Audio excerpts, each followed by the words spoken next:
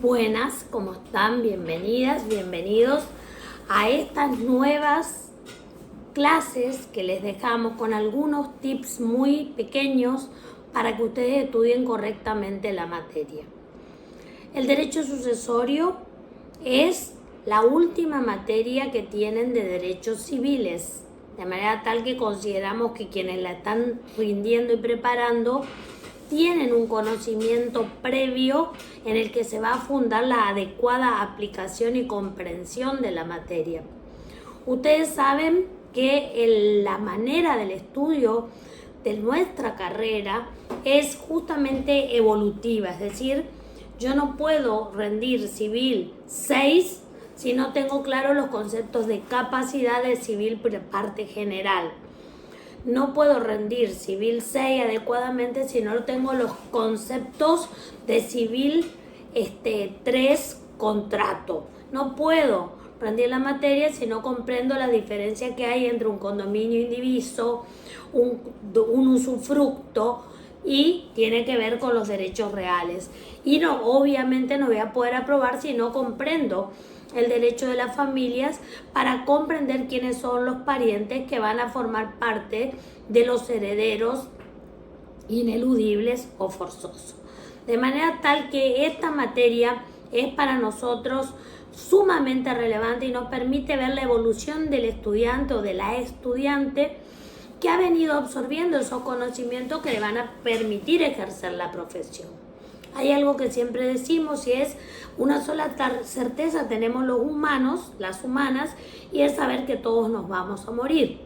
Por lo tanto, es altamente probable que tengamos que atravesar procesos sucesorios, y esto es una ventaja para quienes queremos ejercer la abogacía, sea de manera libre o a través de la magistratura, porque sabemos que vamos a tener que asesorar, preparar respecto a esta materia que es técnicamente muy específica.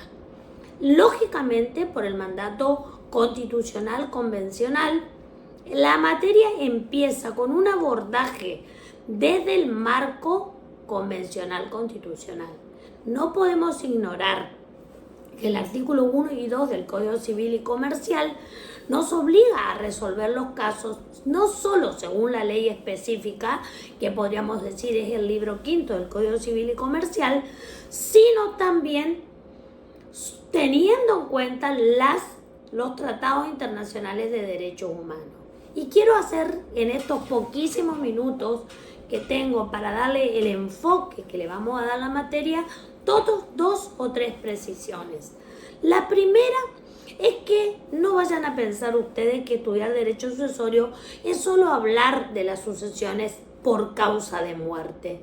¿Por qué?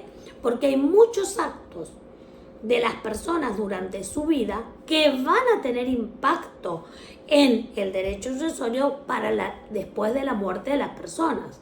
Por eso es que nosotras y nosotros, cuando damos la materia, le llamamos la atención que ustedes van a tener que manejar, por ejemplo, los contratos de donaciones. Porque cuando lleguemos a la bolilla correspondiente o a la unidad correspondiente a colación, vamos a tener muy presente lo que tenga que ver con las donaciones, que son actos entre vivos, pero que se configuran o se constituyen o se deben tener en cuenta, depende del tipo de donación del que estemos hablando, en una sucesión. También de esos actos entre vivos que van a tener impacto en el derecho sucesorio, por supuesto, está el ejercicio de la autonomía de la voluntad a través de los testamentos, que lo hacemos estando vivos, lo podemos renovar, modificar, pero van a tener efecto en caso de muerte de la persona, y las posibilidades que tenemos hoy de la planificación sucesoria. Esta es una variante que tiene que ver con posibilidades que tienen no solo el propio causante, sino incluso sus herederos o herederas para preservar empresas, para resguardar unidades económicas. De manera tal que eso que está en la parte de los contratos lo vamos a ver muy específicamente en el derecho sucesorio. A mí me parece re importante que ustedes sepan que nosotros les proponemos al inicio en la unidad 1 que tengan ustedes esa mirada convencional constitucional, porque el derecho de las sucesiones ya no puede ser encasillado solamente como una parte del derecho privado, sino que tiene muchas normas de los derechos que llamaríamos públicos o normas de orden público. Es decir, al Estado le interesa que cada persona pueda aumentar su autonomía, es decir, tomar decisiones a futuro respecto de su propio patrimonio, incluso de sus propias personas, de las exequias, las hablamos en el libro primero del Código Civil y Comercial, le interesa, pero tiene sus límites. Por eso nosotros iniciamos el planteo de la materia explicando cómo los principios generales del derecho tienen muchísimo que ver en esta materia.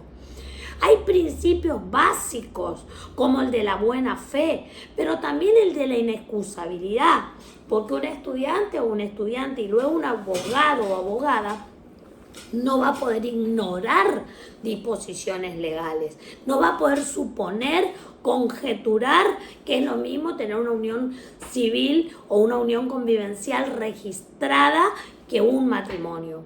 Entonces es una responsabilidad ineludible de la formación de grado conocer acabadamente las disposiciones relativas al derecho sucesorio. Y estos principios generales nosotros se los ponemos incluso en ese manual del alumno que nos hemos tomado el trabajo de prepararle para simplificar algunas ideas. Pero ustedes deben saber que no es suficiente con que simplemente estudien el manual del alumno. Ustedes tienen la obligación de estudiar el Código Civil y Comercial. El Código Civil y Comercial en lo posible comentado. Ustedes saben que digitalmente incluso tienen el Código Civil y Comercial de la Nación, lo tienen digital, que nosotros también seguimos los lineamientos del instrumento que es este maravilloso libro que habla de cómo el derecho sucesorio está atravesado por todas las otras ramas de los derechos, y también utilizamos el manual de sucesiones de la profesora Marisa Herrera. Pero no es obligación para ustedes comprarse el libro, sí es obligación para ustedes buscar la información. Y hoy tienen la posibilidad de Google Académico también, que tiene mucho contenido para comprender la materia. La primera parte se refiere justamente a comprender quiénes pueden suceder, quiénes suceden de manera obligatoria, porque nosotros ahí vemos el orden público, cuando el Estado argentino opta por decir, forma parte de lo inmodificable que aquellas personas que al momento de la muerte tienen un cónyuge o una cónyuge, tienen descendientes, necesariamente esas personas están protegidas. ¿Por qué? Porque prima el principio de la solidaridad familiar y hay un supuesto jurídico que hace pensar que esa persona que falleció tenía de alguna manera alguna relación de sostenimiento, de apoyo y a la vez de cuidado por parte de estos que llamamos herederos forzosos. Es ineludible, por tanto, que se tenga en cuenta que esas normas de orden público van a entrar en tensión con la autonomía de la voluntad, por la cual va a poder la persona disponer de 1/3 de eso para realizar legados, para realizar mejoras, para realizar donaciones. Todo esto se va a ir complejizando. Mi propuesta, mi sugerencia es que en primer lugar ustedes puedan hacer una lectura general del libro segundo, que son muy pocos artículos, del libro quinto, que es la materia de derecho sucesorio, y luego que hagan una lectura completa del libro quinto, comiencen a estudiar la unidad primera. Esa unidad primera que le va a hablar de lo constitucional y el derecho hereditario, que les va a hablar de por qué salimos de los binarismos público y privado, porque tenemos de las dos cosas, sustancial y procesal, porque el derecho sucesorio tiene muchas cuestiones que están en los códigos procesales provinciales, muchas cuestiones registrales para las inscripciones que están en las legislaciones registrales de cada una de las provincias, quiénes pueden suceder. Vamos a hablar de quién, aun cuando hubiera sido un heredero forzoso, va a ser excluido y por qué.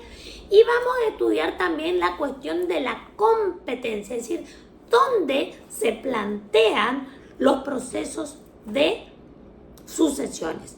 Cuando la persona tiene un solo heredero o heredero único, donde hay que plantearlo. Cuando tiene bienes en distintos lugares, donde todo lo que tenga que ver con fuero de atracción, con jurisdicción competente, es muy importante. Lo retomaremos después en la unidad referida a procesos, pero ya desde la unidad 1, ustedes tienen que comprender estas cuestiones de responsabilidad en el estudio, que debe ser muy detallado. Siempre tratamos de dar algún tipo de clases de apoyo, clase preparatoria, y la manera de ir captando los conocimientos para poder comprender es yendo paso a paso, semana a semana con el estudio. Tienen sus tutores, sus tutoras, y con ellos tienen que ir entablando durante el cursado un tipo de diálogo de información que permita eventualmente superar las dificultades. Así que quedamos a su disposición como cátedra y esperamos la máxima concentración para esta materia tan interesante, con la que ya están a un paso de terminar su cursado, su capacitación en Derecho Civil.